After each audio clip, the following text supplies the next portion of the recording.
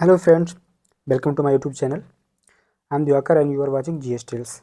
GS Tales के इस खास सेशन करंट अफेयर्स स्पेशल में आप सभी का बहुत बहुत स्वागत है।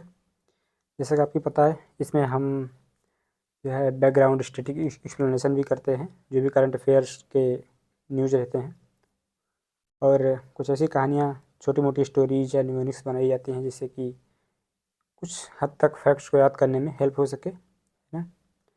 और इसमें सिर्फ डेली डेली की न्यूज़ नहीं रहती हैं, प्रीवियस 3-4 महीने या कह सकते हैं कि नवंबर, दिसंबर, जनवरी, फरवरी, यहाँ तक की न्यूज़ को भी मैं लास्ट में जो वन लाइनर लेके आता हूँ उसमें कवर करता हूँ। ठीक है, तो ये आपके डेली डेली अपडेट के पॉइंट ऑफ व्यू से और करंट के रिवीजन के पॉइंट ऑफ व्यू से तथा उसके पीछे का जो बैकग्राउंड स्टैटिक पार्ट है उसके रिवीजन के पॉइंट ऑफ व्यू से भी काफ़ी इंपॉर्टेंट हो जाता है। तो थोड़ा सा वीडियो लंबा इसी वजह से हो जाता है क्योंकि स्टैटिक एक्सप्लेन करते हैं, तो आप उसका इम्पोर्टेंस समझिए और इसे ज़रूर देखिए कि बाकी वीडियो अच्छा लगे, आपके काम का लगे, आपको कुछ फैक्ट इसमें मिले तो इसको ज़रूर अप्रिशिएट करें, लाइक शेयर एंड नए हो तो ज़रूर सब्सक्राइब करें। चलिए शुरू करते हैं। सबसे पहली न्यूज़ है 25 मार्च को union minister for environment, forest and climate change, जो कि श्री भूपेंद्र यादव जी हैं, उन्होंने इनाग्रेशन किया अरावली ग्रीन वॉल प्रोजेक्ट का।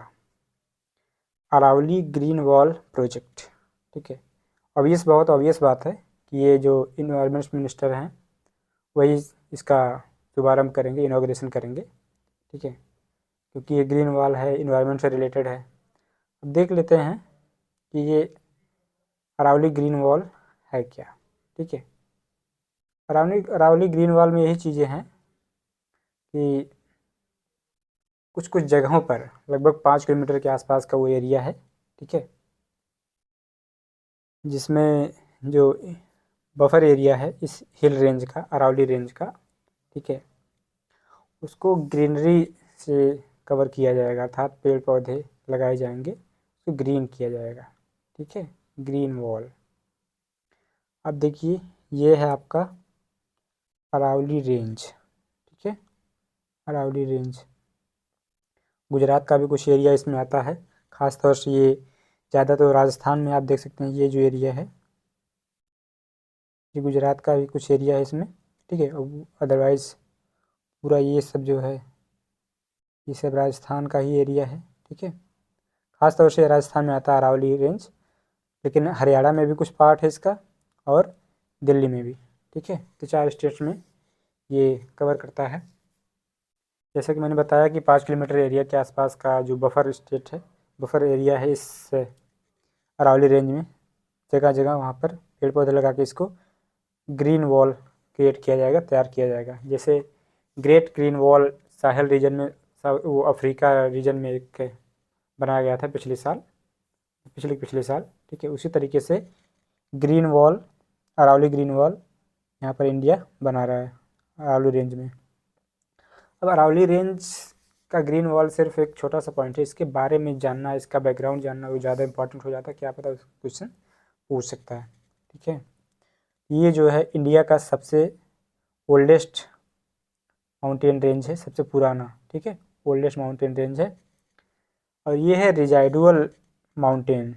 रिजाइडुअल माउंटेन मतलब होता है जैसे कोई माउंटेन है, ठीक है, कोई माउंटेन है तो उसमें से जब नदियाँ या हवाओं के थ्रू, ठीक है, या ग्लेशियर्स के थ्रू उसका कटाव हो जाता है, ठीक है। जैसे ये एरिया कट गया, अगर अगर हम इसको अलग पेन से करें, ऐसे ऐसे अगर ये सारे एरियाज कट जाएं, ठीक है, ये एरिया कट जाएं, ये जो पार्ट बचेगा इसको बोलते हैं रिजाइडुअल हिल्स, रिजाइडुअल माउंटेन रेंज। ये क्या होता है ना, ऊपर ऊपर का जो इसका एरिया होता है थोड़ा सॉफ्ट रॉक से बना होता है, सॉफ्ट जो होते हैं वो नदी से या ग्लेशियर से या हवाओं से भी, जनरली आप जानते हैं राजस्थान में तो हवाएं ही हवाएं हैं, ठीक है। तो इसी वजह से थार डेजर्ट उसमें रहता है, उसमें है, राजस्थान का रेगिस्तान बना हुआ है।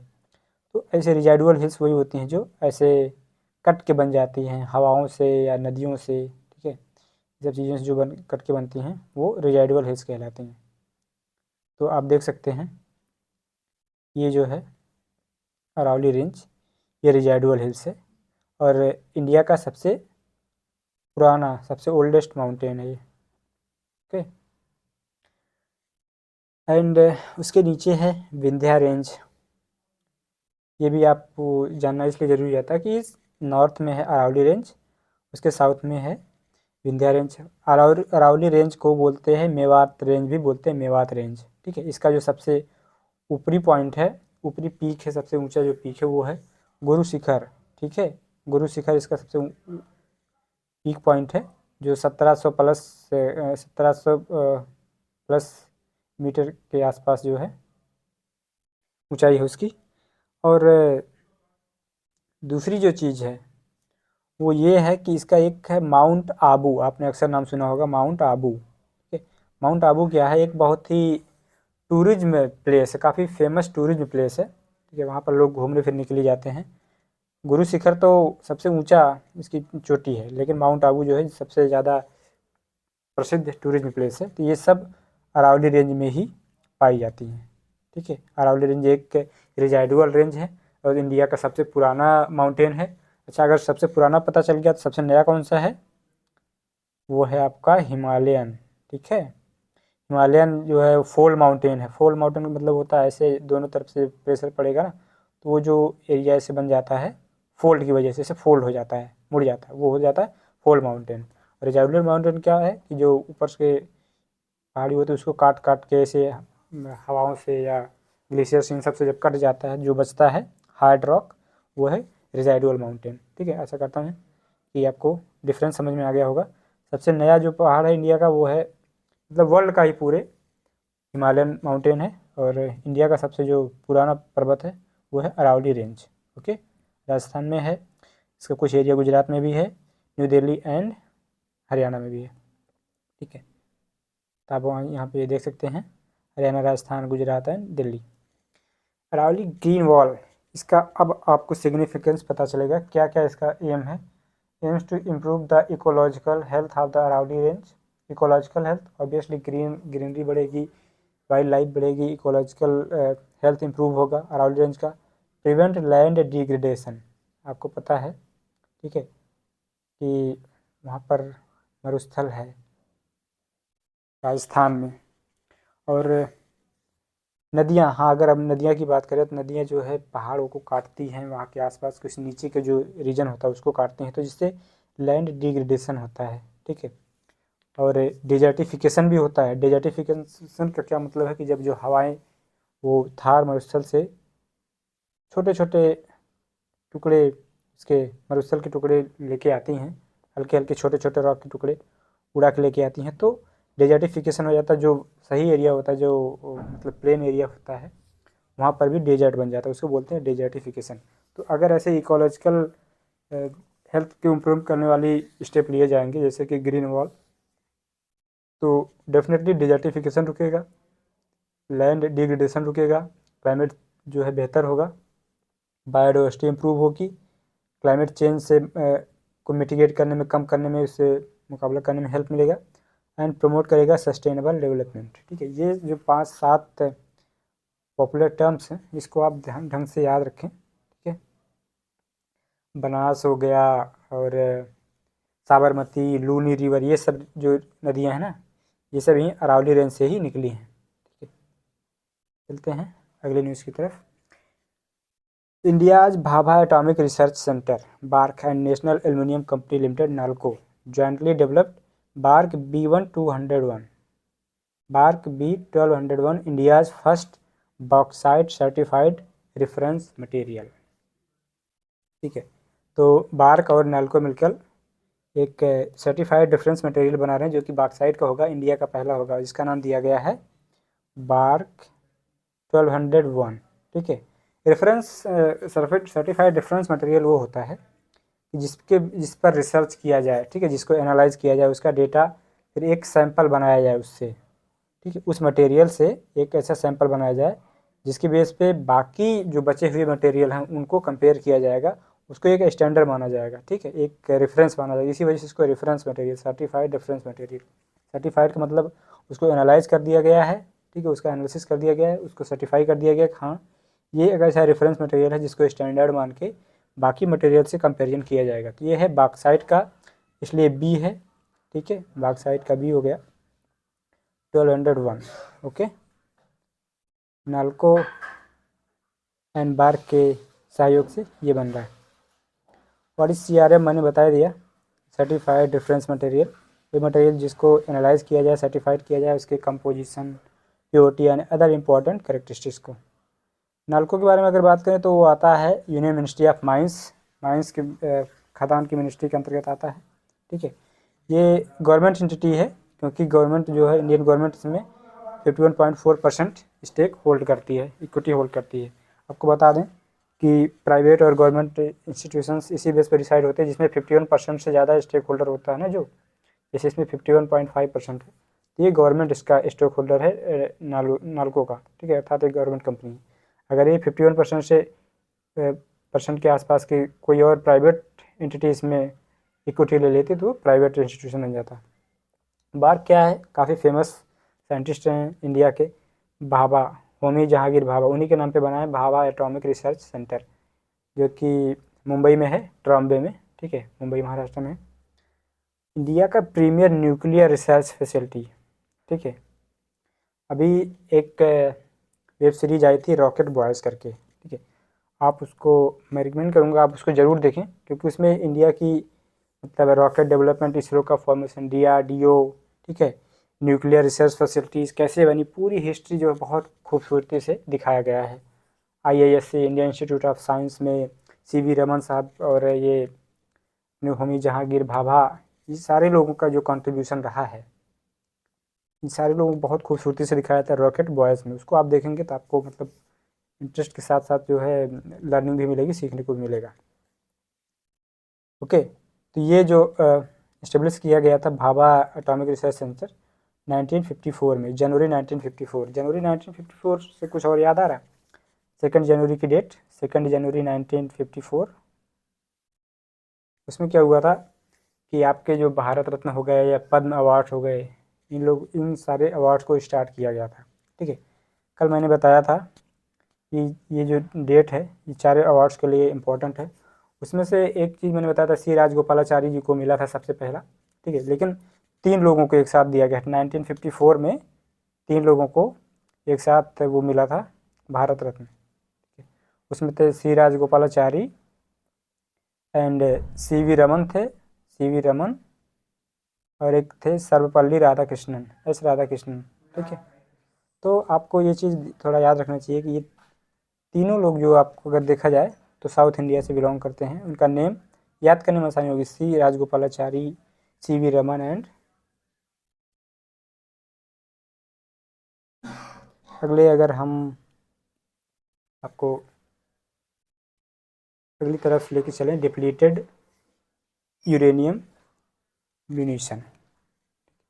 डिप्लीटेड यूरेनियम म्यूनिशन ये न्यूज़ में इसलिए है क्योंकि ब्रिटिश गवर्नमेंट ने यूक्रेन की गवर्नमेंट को हेल्प करने के लिए ये डिप्लीटेड यूरेनियम से बने हुए आर्म्स एंड एम्यूनिशन प्रोवाइड करने का वादा किया है, डील किया है, ठीक है, अनाउंस किया है। अब डिप्लीटेड यूरेनियम म्यूनिशन क्या होता है? ऑब्वियसली जैसे आपको पता चल रहा है कि यूरेनियम से बना हुआ है ये। डिप्लीटेड का मतलब होता है, ठीक है, खराब यूरेनियम से जो बाई प्रोडक्ट हो जाए, यूरेनियम का बाई प्रोडक्ट, ठीक है।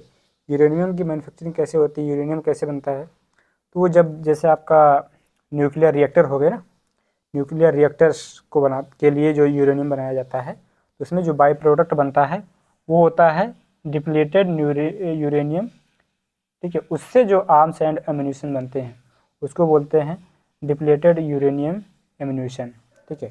तो ब्रिटिश गवर्नमेंट ने वही कहा है कि हम यूक्रेन को देंगे जिससे कि वो रसिया से लड़ाई में उसको हेल्प कर सके। कुछ इस तरीके से होता है। देखिए जनरली क्या होगा, जनरली अगर लोहे का हो या किसी और भी धातु का हो कोई एम्यूनिशन, ठीक है, हथियार, तो क्या होगा जब किसी मतलब उनके कवच से, उनकी आर्मी के कवच से या टैंक वगैरह से टकराएगा तो चूर चूर खुद हो जाएगा, ठीक है, कुंद हो जाएगी उसकी धार। लेकिन जो डिप्लीटेड यूरेनियम मटेरियल से बनता है ना, वो उसको छेद कर जाता है, क्योंकि इसकी डेंसिटी बहुत ज़्यादा होती है, डिप्लीटेड यूरेनियम की डेंसिटी ज़्यादा होती है, तो ये कवच को भी भेद देता है। तो खास इसलिए है, आप देख सकते हैं ये मुड़ता नहीं, उसको मोड़ देता खुद ही, कवच को ही मोड़ देता है। These weapons are made from by-product of process of creating enriched uranium. Enriched uranium बनाते समय जो बाई प्रोडक्ट बनता है उससे बनते हैं ये वेपन्स, ठीक है। इसकी हाई डेंसिटी की वजह से ये कवच कुछ भी भेद सकता है, ठीक है। जैसे अपार्ट फ्रॉम, इसमें क्या है ना, और भी कंट्रीज को हेल्प करने वाली हैं यूएस के साथ साथ, जैसे ब्रिटेन, रसिया, चाइना, फ्रांस और पाकिस्तान में ये प्रोड्यूस होता है। डिप्लीटेड यूरेनियम जो है प्रोड्यूस होता है यूएस में, ब्रिटेन, रसिया, चाइना, फ्रांस है, पाकिस्तान में। आपको याद रखना चाहिए कि इसमें इंडिया का नाम नहीं है, ठीक है। लेकिन इन वेपन्स की यूज़ से ऑब्वियस सी बात है, यूरेनियम है, बहुत ही ज़्यादा रिस्क है। रिस्क क्या है कि ये लो लेवल के रेडिएशन इमिट करते हैं, low level of radiation emit. इस चीज़ की, इस लो लेवल जो वर्ड है ना, लो लेवल, इसको आपको बहुत ध्यान से जानना चाहिए। यूपीएससी में आप अक्सर कंफ्यूज हो जाएंगे, तो आपको लगेगा लो लेवल का रेडिएशन क्या ही अफेक्ट करेगा, लेकिन नहीं, ये लो लेवल के रेडिएशन इमिट करते हैं। और इसकी वजह से होता क्या है, काफ़ी डिजीज़, सीवियर डिजीज़ का सामना आपको करना पड़ सकता है अगर आपने इसको निगल लिया या सांस के थ्रू आपके अंदर चला गया तो, ठीक है। Depleted uranium. और इसका एक और नुकसान ये भी है बड़ा सा, कि अगर जैसे आप कहीं इसके अम्यूनिशन के थ्रू इसने, इसके वेपन ने अपने टारगेट को मिस कर दिया, तो जहाँ पे जाके गिरेगा, या तो ग्राउंड वाटर पे गिरेगा या तो कहीं सॉइल पे गिरेगा, तो उसको भी जो है पोल्यूट कर देगा, पॉइजनस कर देगा, ठीक है। डिप्लीटेड यूरेनियम मटेरियल बड़ा ही नुकसानदायक है। मिशन अरिकोम्बान। मिशन अरिकोम्बान ये क्या है? ये है केरला का एक मिशन है, जिसमें कि रॉक टस्कर को पकड़ने के लिए एक ऑपरेशन चला जाएगा। मिशन अरिकम्बान कहते हैं उसको, ठीक है। मिशन अरिकम्बान का मतलब होता है एक टस्कर, एक टस्कर मतलब एलिफेंट है, हाथी है, जो कि रॉग हो गया, रॉग मतलब बागी, ठीक है। जैसे अभी आपने पठान मूवी देखी, उसमें जो जॉन अब्राहिम है वो रॉग है, वो बागी हो गए, ठीक है, स्पाई हो गए, और पठान जो है वो सही स्पाई है। तो अरिकम्बान में यही होगा कि जो बागी तस्कर रहेंगे, जो बागी हाथी रहेंगे, ठीक है, उनको पकड़ के उनको ट्रेनिंग दी जाएगी, ठीक है। उनको ट्रेनिंग दी जाएगी, जिसको बोलेंगे बोलेंगे कि कुमकी, उसको कुमकी बोलते हैं, जिसको जो जो हाथी को पकड़ के जब उनको ट्रेन कर दिया जाता है, उनको कुमकी बोलते हैं। कुमकी मतलब क्या होगा, एक ऐसा पालतू हाथी, ठीक है, जिसको कि अदर बागी हाथियों को पकड़ने में हेल्प किया जाएगा, ठीक है, जिसके थ्रू अदर बागी हाथियों को पकड़ने में हेल्प मिलेगी। तो ये चीज़ है, उसको बोलते हैं कुमकी, ये केरला का वर्ड है, ठीक है। और अभी ये न्यूज़ में इसलिए था क्योंकि जो जो हाथी है ना, जो बागी हो गया, इसका नाम अरिकम्बान है, ठीक है। ये क्या करता था, लोगों की झुग्गी झोपड़े गिरा दिया करता था, उनका जो तो आलू, आटा, राइस, दाल, चावल, ये सब जो है उसको इधर उधर बिखेर देता था या फिर खा लेता था, तो काफ़ी नुकसान करता था।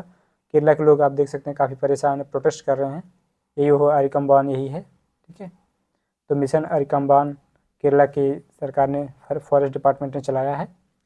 हालांकि जो एनिमल राइट्स वाले हैं उसका अपोज भी कर रहे हैं, लेकिन फिर भी ये इतना नुकसान कर चुका है कि केरला की गवर्नमेंट इसको ऑपरेट कर रही है। मिशन अरिकम्बान हाथी से रिलेटेड है, रॉग हाथी जो कि बागी हो गया हो या बिगड़ गया हो, ठीक है।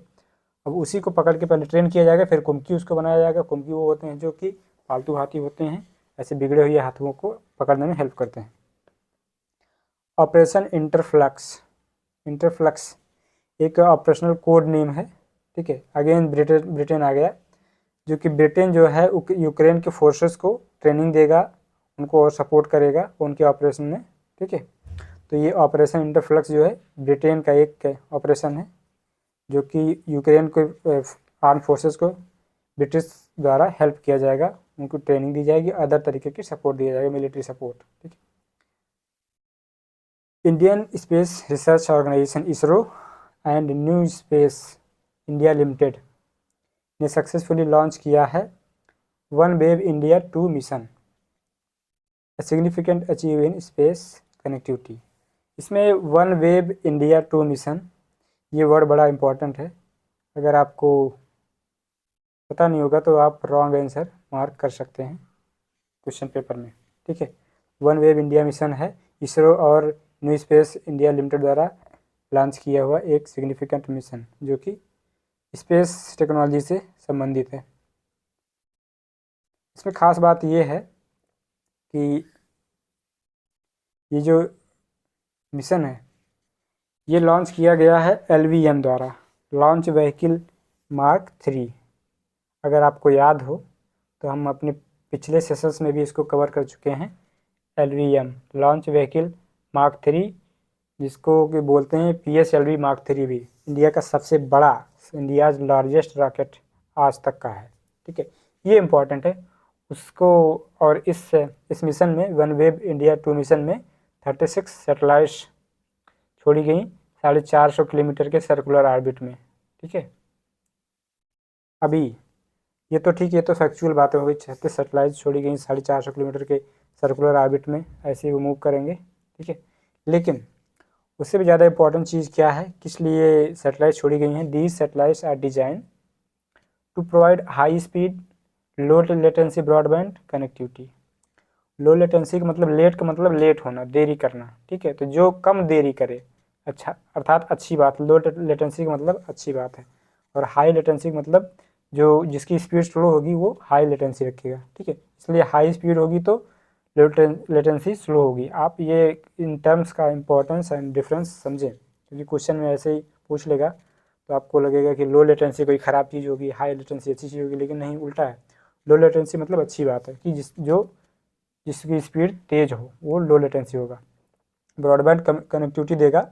ये जो सैटेलाइट्स लॉन्च किए गए हैं किसको गवर्नमेंट को, ठीक है, बिजनेस कम्युनिटी को, वर्ल्ड वाइड, ये सारी चीज़ें हैं।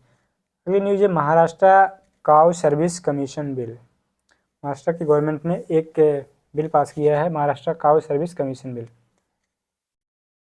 इसमें क्या होगा कि promoting and protecting indigenous cattle breeds, जो स्वदेशी या देसी ब्रीड्स होंगी, देसी प्रजाति होंगी गाय बछड़ों की, ठीक है, उनको प्रमोट और प्रोटेक्ट किया जाएगा Maharashtra cow service commission bill के अंतर्गत। बस यही इतना ही है, ठीक है। एक अभी आपको शुरुआती न्यूज़ में ही पता चला था, भूपेंद्र यादव जी जो हैं वो इन्वायरमेंट मिनिस्टर हैं इंडिया के, ठीक है। और लोकसभा स्पीकर हैं ओम प्रकाश बिरला, ठीक है। ओम प्रकाश बिरला जी है राजस्थान से। इसी वजह से, ठीक है, लोगों ने एक डिसीजन लिया है कि एक एक टाइग्रेस, एक एक मादा टाइग्रेस जो है, टाइगर अर्थात बाघ, मादा बाघ को कोटा के मुकुंदरा हिल्स टाइगर रिजर्व में और बूंदी के रामगढ़ विषधारी टाइगर रिजर्व में छोड़ा जाएगा, जिससे कि उनका प्रोडक्शन, उनकी पॉपुलेशन बढ़ सके, ठीक है। कौन कौन?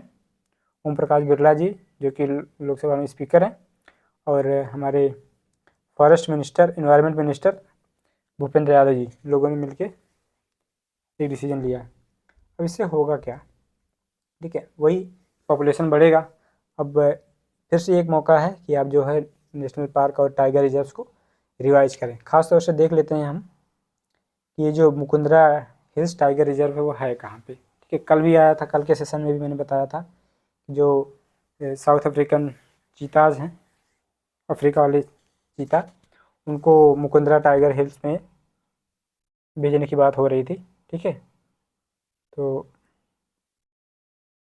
मुकुंदरा आज फिर से आ गया कि यहाँ पर एक, मतलब एक एक टाइग्रेस अर्थात मादा बाघ, मतलब बाघिन को यहाँ पे शिफ्ट किया जाएगा, जिससे कि यहाँ पॉपुलेशन बढ़ सके। मुकुंदरा टाइगर रिजर्व जो है वो वहाँ है राजस्थान में, ठीक है, आप देख सकते हैं राजस्थान का ये एरिया। लेकिन सबसे ऊंचा जो है वो है सरिस्का, सरिस्का टाइगर रिजर्व राजस्थान में है। फिर उसके बाद उससे भी ज़्यादा पॉपुलर रणथंभौर टाइगर रिजर्व, ठीक है।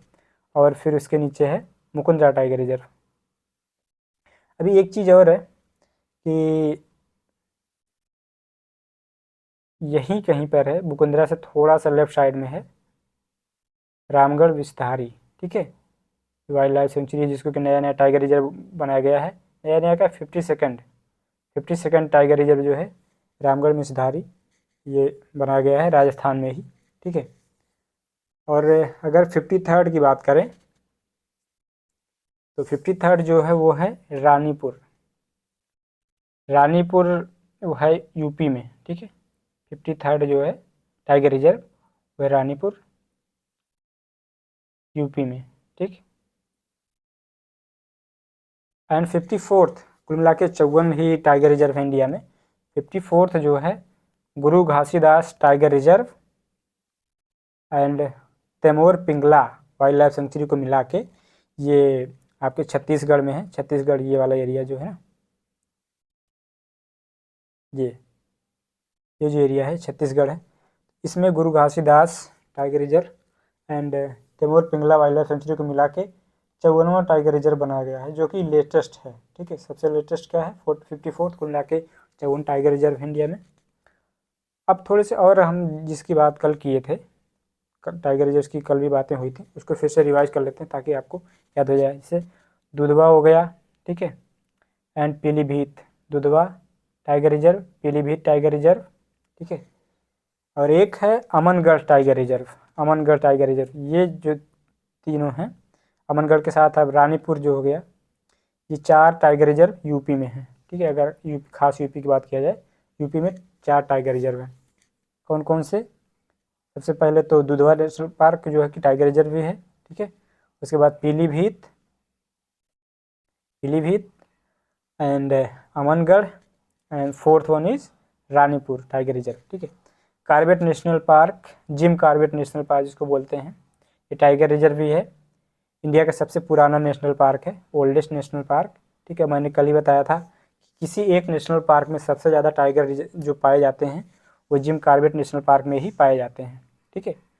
226 के around, I am not sure about the numbers, but the fact is Jim Corbett national park has the highest number of tigers if you talk about one individual national park और tiger reserve, ठीक है।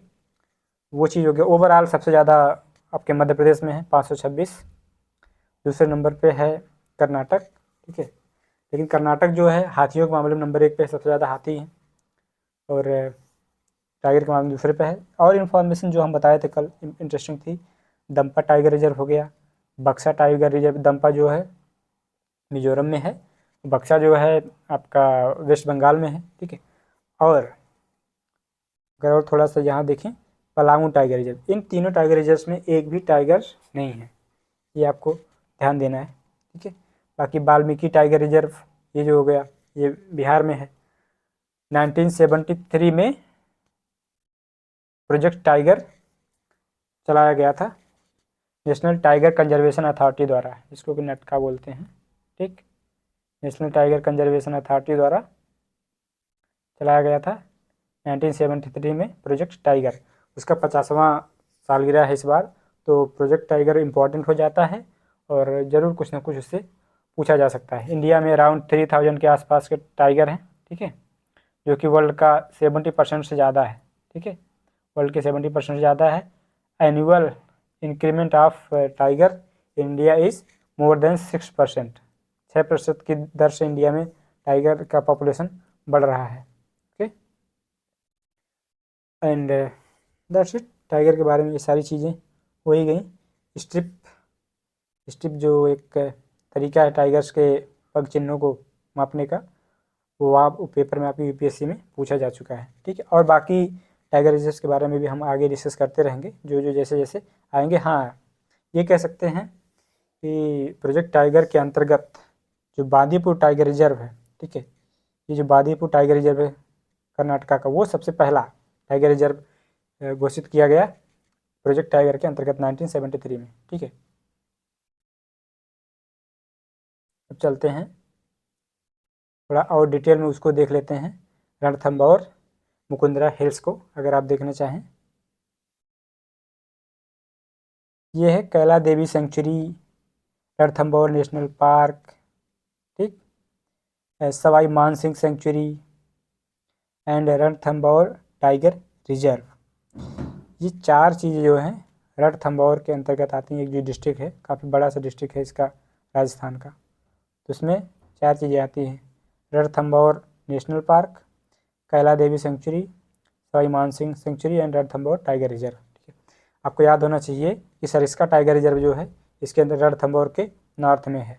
ठीक है, और उसके south में है Mukundra hills tiger reserve. तो ये 3-4 चीज़ें आप याद रखें।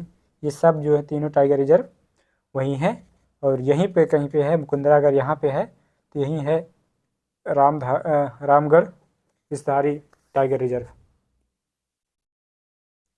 चलते हैं।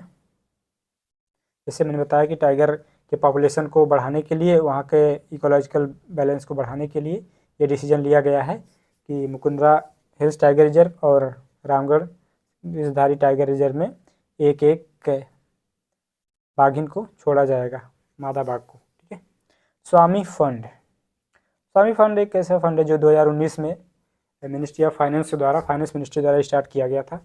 ये इसका अगर फुल फॉर्म अगर आप देखना चाहें तो ये है special window for affordable and mid income housing, Swami. ठीक है, मिड इनकम हाउसिंग, ये हाउसिंग से रिलेटेड है। हाउसिंग का मतलब ऐसे घर जो बीच में अटक गए हैं या अंडर कंस्ट्रक्शन है, जमाने से पड़े हुए हैं। ठीक है, स्टॉल अर्थात रुके हुए ऐसे प्रोजेक्ट्स, हाउसिंग प्रोजेक्ट्स जो रुक गए हैं, उनको फंड प्रोवाइड करा के उनको जो है कंप्लीट करवाना। ठीक है, ये इस स्वामी इन्वेस्टमेंट फंड का मेन मकसद है। ठीक है, completing stress and stalled residential projects. जैसे कि मैंने बताया मिनिस्ट्री ऑफ फाइनेंस का एक प्रोजेक्ट है, 2019 में स्टार्ट हुआ था।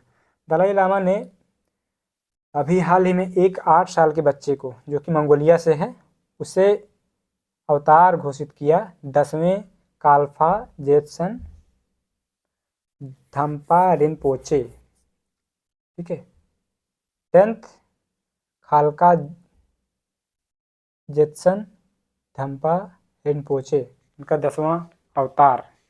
ये कौन है? खालका जेत्सन धम्पा रिनपोचे वो हैं।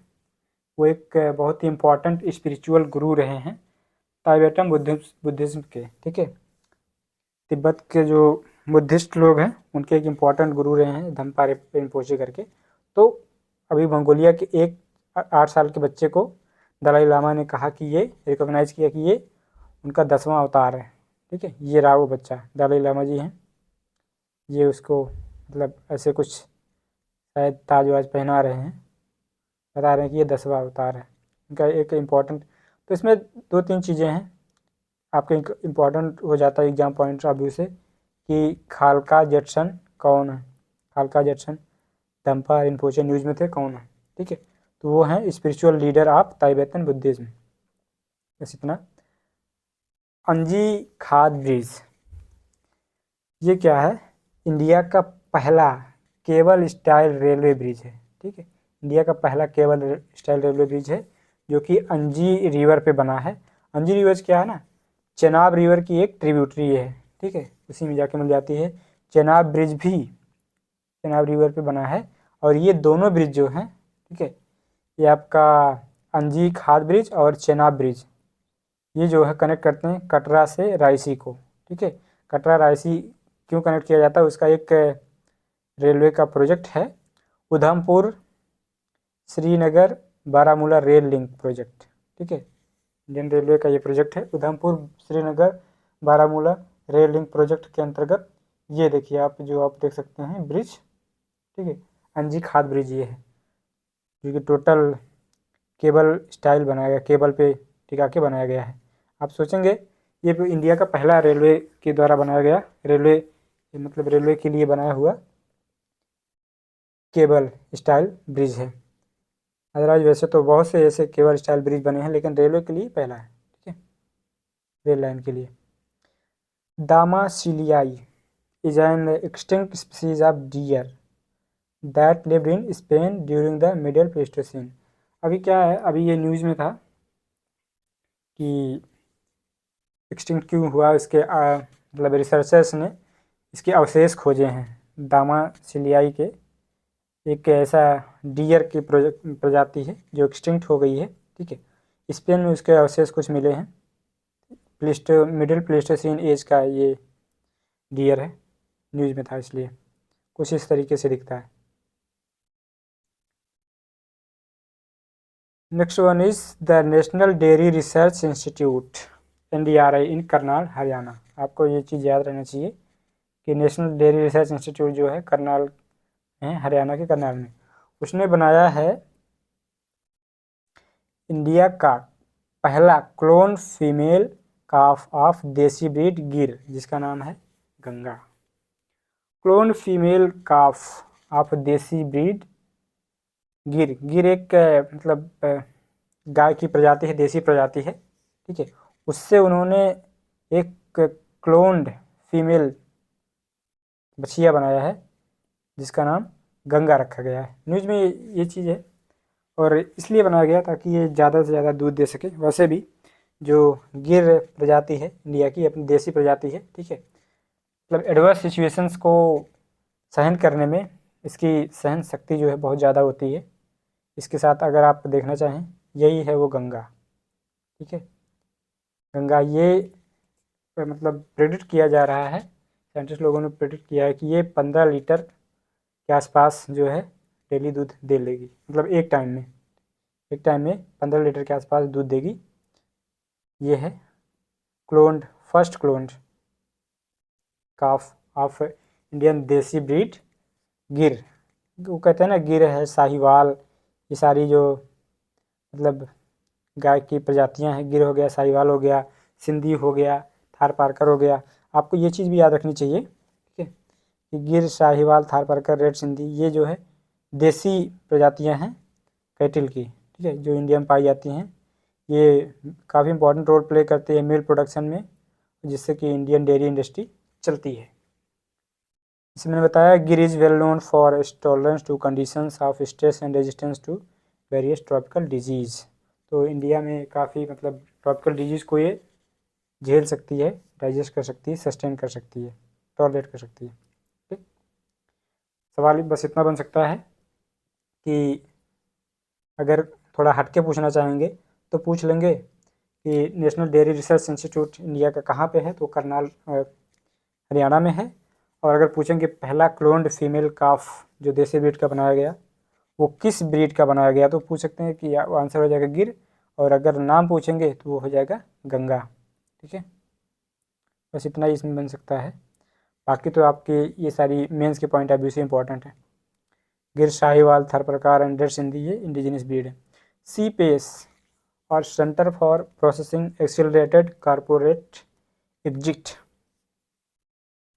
सी पेस का मतलब है centre for processing accelerated corporate exit. अगर आप इसके नाम से देखें, इसका मतलब ये कि जो कंपनीज अपना फंक्शन, अपना वर्किंग बंद कर चुकी हैं, ठीक है, अगर वो कंपनीज एक्ट 2013 के अंतर्गत जो रजिस्टर होता है कंपनीज का रजिस्टर, उससे अपना नाम कटवाना चाहें, उससे अपना नाम हटवाना चाहें, ठीक है, तो ये centre for processing accelerated corporate exit के थ्रू, क्योंकि मनीसर हरियाणा में है, अब आसानी से वन स्टॉप सोल्यूशन के रूप में कंपनीज को अप्रोच कर सकती हैं अपने बिजनेस को क्लोज करने के लिए और वहाँ से अपना नाम हटवाने के लिए कंपनीज के रजिस्टर में, जो कि कंपनीज एक्ट 2013 के अंतर्गत आता है।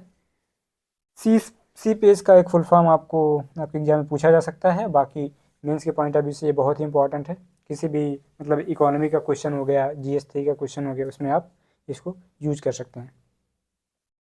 The New Guinea singing dog is also known as the New Guinea highland dog, ठीक है। ये एक ऐसा डॉग स्पीसीज है जो गाने के लिए जाना जाता है, भौंकता नहीं है, ठीक है। इसको बोलते हैं बार्कलेस, ठीक है, इसको बार्कलेस बोलते हैं क्योंकि क्या है ना, ये हल्के हल्के ऐसे इतना स्लो कह सकते हैं और इतने लंबा तब सुर लगाता है ना, आप इसमें देख सकते हैं कि सुर लगाते हुए इसको इसलिए इसको बोलते हैं सिंगिंग डॉग, ठीक है। न्यू गिनिया में पाया जाता है। Okay, that's it from today's current affair special session. आशा करता हूँ आपको कुछ चीज़ें ज़रूर सीखने को मिली होंगी, काफ़ी कुछ रिवाइज करने को मिला होगा, ठीक है। बस सेशन पसंद आया हो तो इसे ज़रूर लाइक करें, अपने फ्रेंड्स के साथ शेयर करें, और नए हों तो हमारे चैनल को सब्सक्राइब करें। थैंक यू, नमस्कार, जय हिंद।